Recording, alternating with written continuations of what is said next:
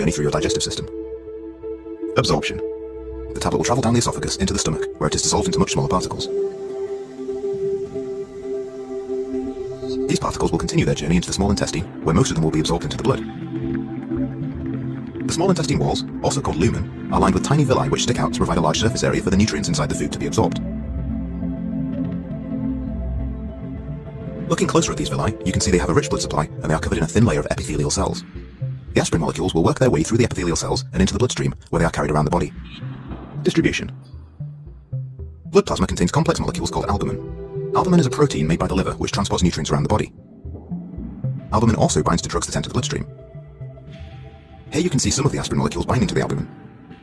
All the aspirin particles that have been bound will be filtered out as they pass through the liver, and only the remaining aspirin molecules will get through and have any effect on the body.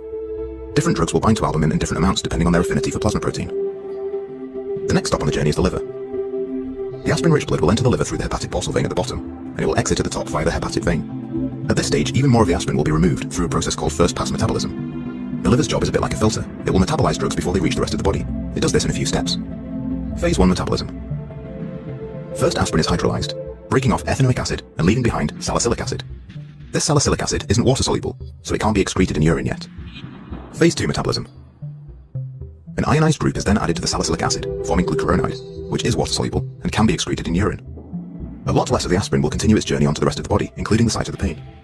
Only 68% of orally taken aspirin will have any effect at all, because of all the filtering that the body has done. This percentage is called the drug's oral bioavailability.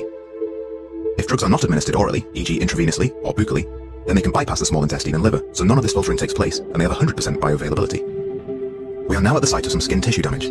Tissues in the skin are creating prostaglandins, which are causing inflammation. The prostaglandins are sending messages to the nerves in the skin responsible for the sensation of pain.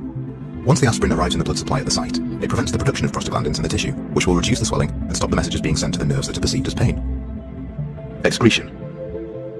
Any remaining aspirin in the blood will go round and round the blood supply, going back through the liver several times until it is all used up or filtered out of the body.